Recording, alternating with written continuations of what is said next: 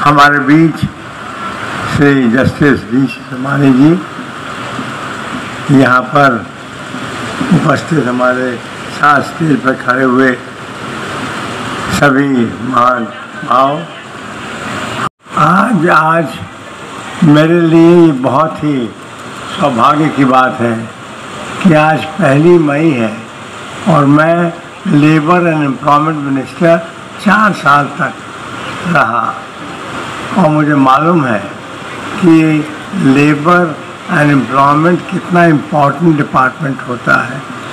मुझे याद है जब ऊर्जा मंत्री था मैं, क्योंकि अभी जब दीप जलाने की बात आई तो मैंने कहा कि ऊर्जा मंत्री के रूप में मैंने बहुत दीप जलाए हैं।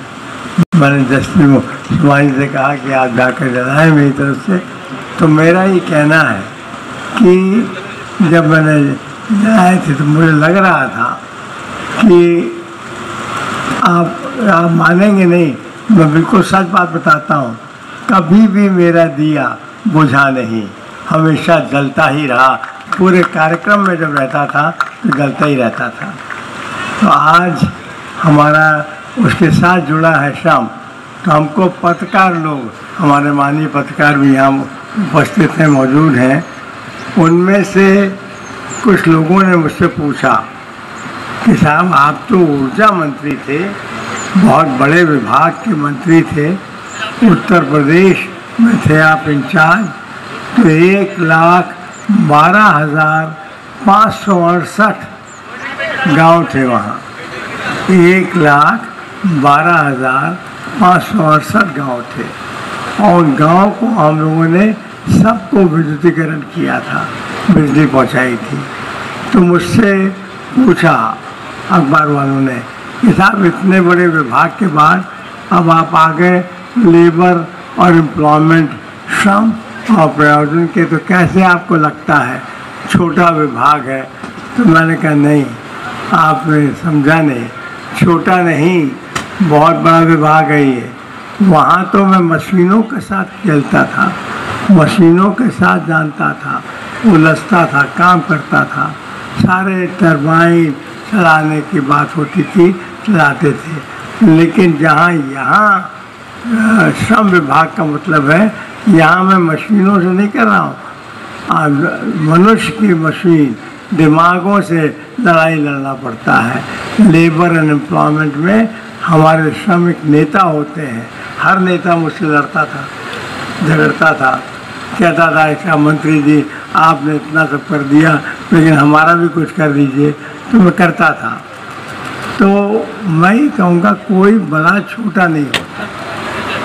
सबसे बड़ी बात यह है कि हर एक व्यक्ति जो भारत के जुड़ा है, जो भारत के साथ है खड़ा मजबूती के, वो एक भारतीय है और बड़े मन से और लगन से उसके मन में एक धारणा है, वो धारणा है जय जवान जय किसान की।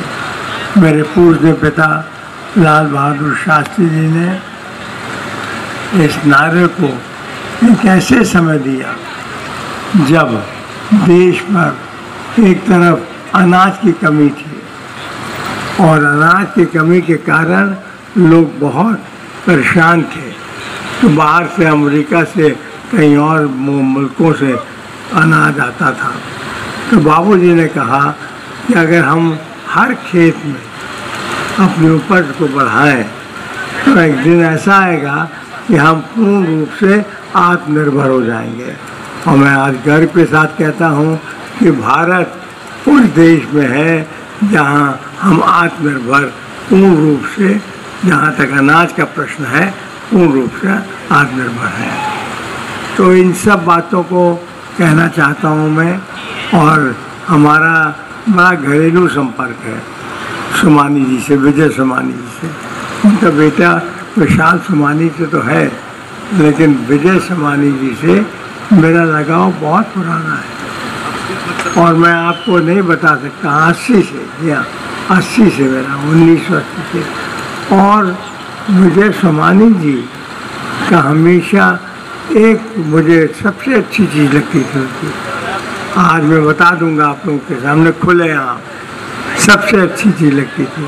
वो राजनीति में थे, लड़ते थे, चुनाव लड़ते थे, सब करते थे, लेकिन उनके अंदर सही माने में आर.डी. सोमानी स्वतंत्रता संग्राम सेनानी का खून बहता था और इस वजह से वो पूर्णतः एक सच्चे भारतीय थे और हैं।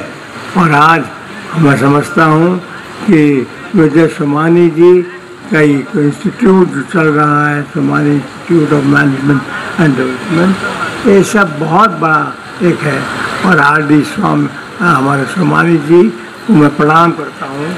उनकी मूर्ति पर मैंने माल्यार्पण किया, उनको किया और धन्य हो गया कि आज मुझे 1 तारीख को, मई डे को ही मुझे मौका मिल गया कि स्वतंत्रता संग्राम सेनानी के चरणों में भी मैंने फूल अर्पित किया और उनको प्रणाम किया। तो ये सौभाग्य आसानी से नहीं मिलता। आज रेवाड़ी के लोगों ने मुझे दे दिया मौका और मैं समझता हूँ कि ये आपने इतना बड़ा उपकार मुझ पर किया है। मुझसे पूछा अखबार वालों ने बम्बई में कि सुनील शास्त्री जी, आप ये बताइए कि आपके पिता प्रधानमंत्री, तो प्रधानमंत्री का बेटा या बेटी जब प्रधानमंत्री बनता है तो आपको कैसा लगता है? तो मैंने कहा बहुत अच्छा लगता है। तो उन्होंने कहा तो शास्त्री जी ने कभी आपको नहीं प्रेरित किया कि आप आइए राजनीति में? मैंने कहा उन्होंने मुझसे ये कहा, सिर्फ एक ही बात कही। मैंने पूछा क्या बताइए, तो पत्रकारों ने पूछा तो मैंने कहा बताइए। तो उन्होंने कहा कि बताइए क्या कहा उन्होंने? मैंने कहा शास्त्री जी ने अपने टेबल पर जहाँ वो काम करते थे वहाँ एक दोहा गुरु नानक जी का था, उस दोहा को लिखा था। दोहा इस तरह था, नानक नन्हे हे रहो जैसे नन्ही दूब, नानक नन्हे हे रहो जैसे नन्ही दूब, और रुक सुख जाएगा धूप फूक की खूब।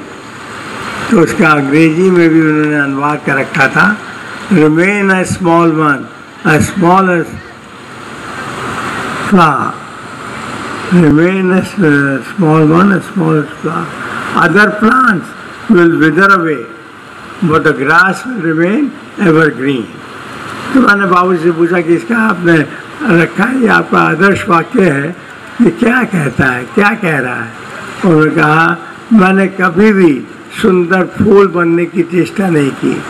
सुंदर फूल खिलता है, महकता है, फिर मुरझा जाता है तो उसको फेंक देते हैं लोग, लेकिन हरी धूप जो है वो हरी रहती है, चाहे बरसात हो, चाहे ठंडक हो, चाहे गर्मी हो, चाहे हो, हरी धूप हरी रहती है। तो बाबूजी ने जब ये कहा तब फिर मैं भाई प्रधानमंत्री का लड़का था तो कैसे छूट सकता था।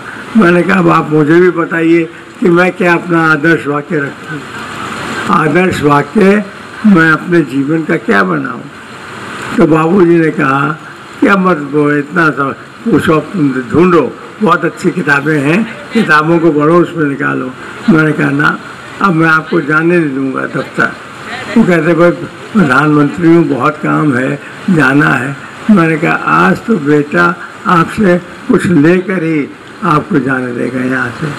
तब बाबूजी ने मुझसे कहा, एक सवाल पूछा, तुमने ताजमहल को देखा है?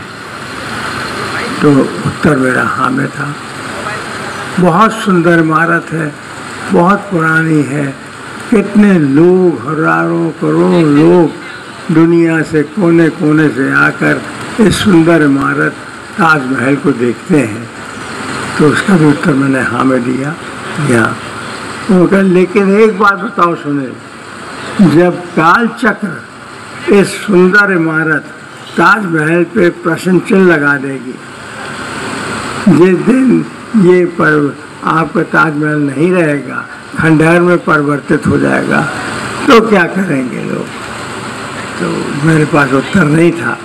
मैं उनको जब देखता रहा, आंखों में ढूंढ रहा था उनके, तो शास्त्री ने कहा कि तब भी एक नहीं करोड़ों लोग दुनिया के कोने कोने से इस जगह आएंगे जहाँ पर ताजमहल खड़ा था, और उनसे कौन बताएगा?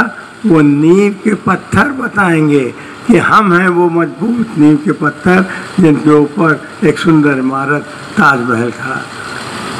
तो बाबूजी ने जब ये कहा था, तो उसी को मैं आप सब छात्रों से जोड़ते हुए कहना चाहता हूँ कि हर एक भारत का छात्र एक मजबूत नींव के पत्थर बनने की चेष्टा करे। अगर मजबूत नींव के पत्थर बनोगे तो एक मजबूत भारत हमारा खड़ा होगा।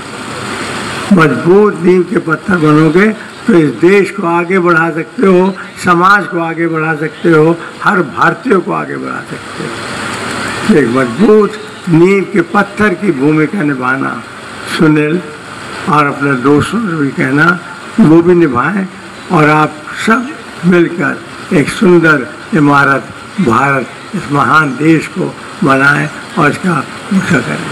तो मैं ज़्यादा न कहकर, क्योंकि मुझे जाना भी है, और ये तो विजय सोमानी जो है ये वकील है, जस्टिस अलग होता है, वकील अलग होता है। वकील तो जस्टिस के सामने अपना दलील पेश करता है और फिर उसका क्या होता है, लेकिन ये जो है दलील के साथ पकड़ना बहुत अच्छी तरह जानते हैं, कैसे पकड़ लो।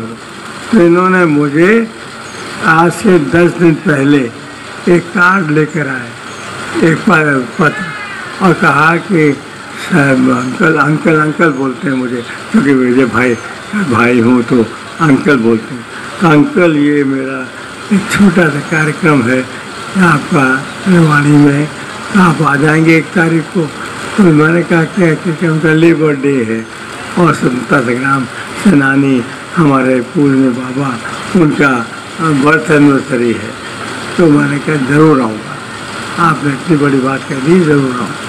और मैं आ गया, और मैं आज कहना चाहता हूँ कि इन्होंने मुझसे वादा किया था कि आपको जितने जल्दी, क्योंकि मुझे जाना है जयपुर भी पहुँचना है मुझे।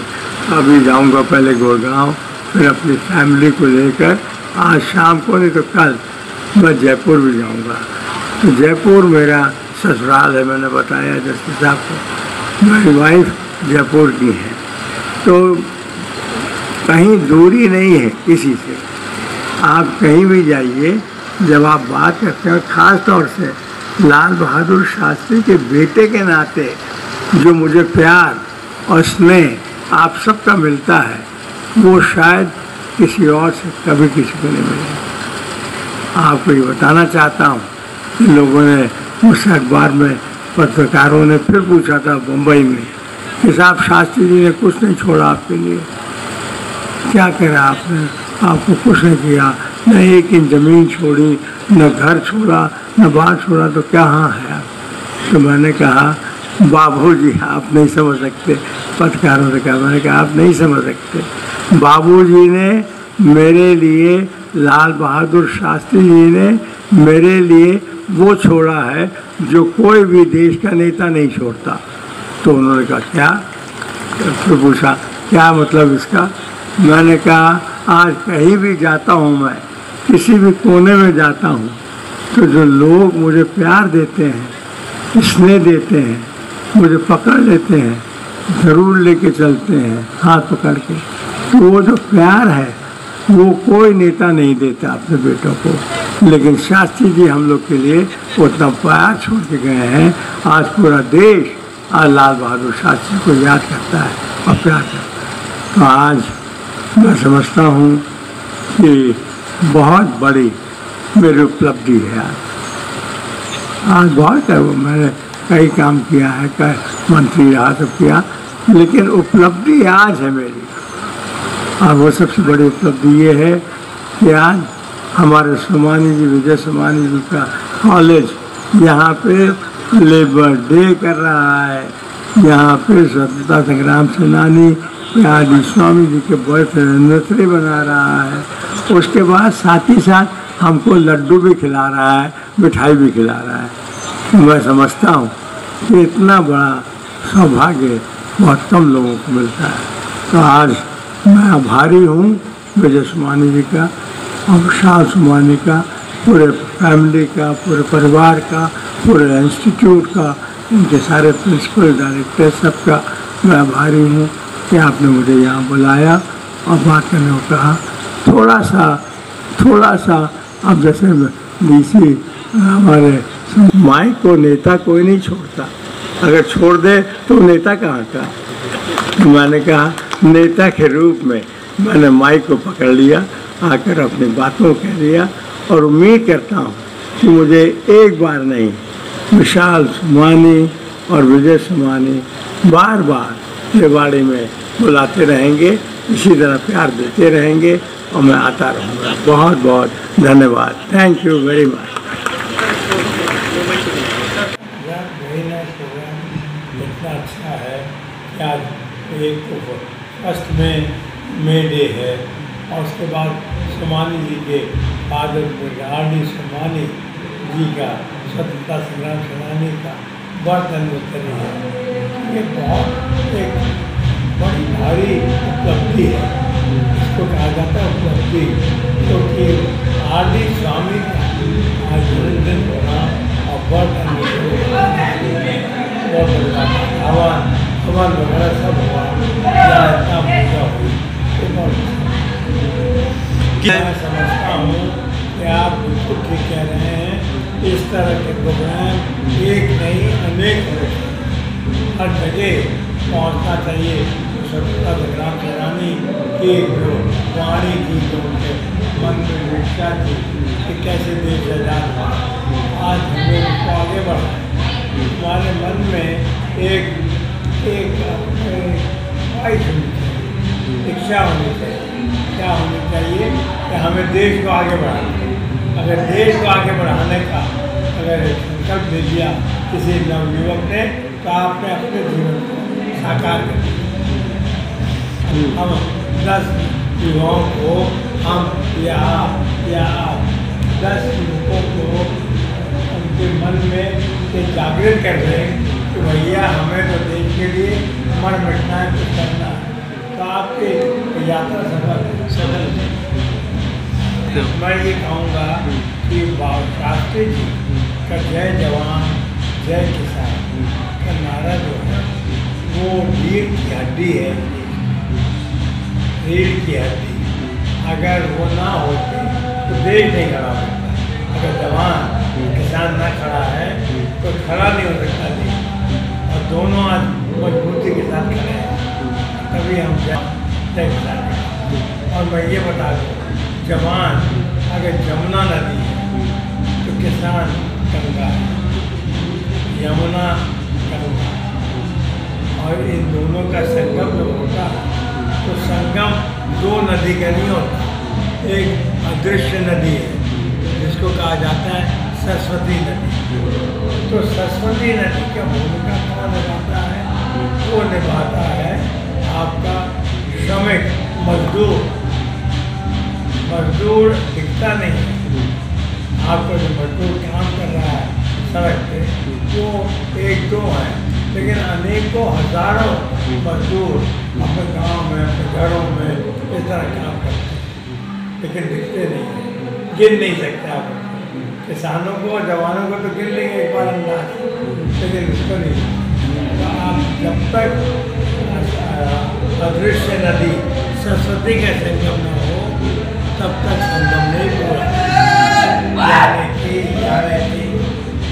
यानी कि जवान किसान और सरस्वती नदी में आपका आ गया श्रमिक मजदूर।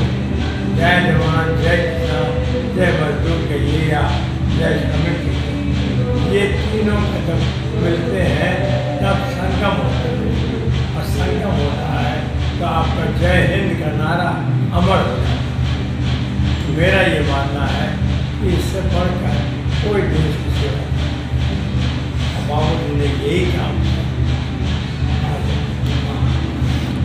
मैं समझता हूँ कि देश के नेताओं को सबको समझ करना चाहिए और उसमें बिल्कुल तय करने चाहिए कड़े अपने कदम से इस देश को मजबूत दिखाना है।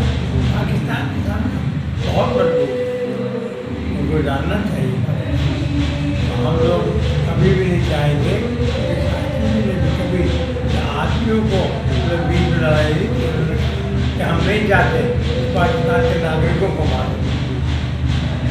एक साथ दो देशों में लड़ाई नहीं की, हुकूमत की लड़ाई की,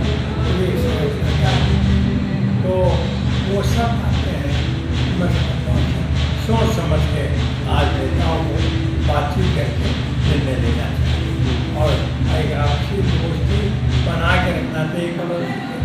आप अपने पड़ोसी से क्या घर में या दिल्ली में, गुड़गांव में, करवाली में कहीं पर आप उनसे झगड़ा रोज तो नहीं करते। आप पड़ोसी से रोज झगड़ा तो करते नहीं, प्यार से रहता है, बोलते हैं।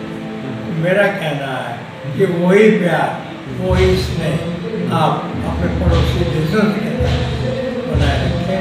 आप सही मायने में भारतीय पूर्व रूप के बने हुए नागरिक।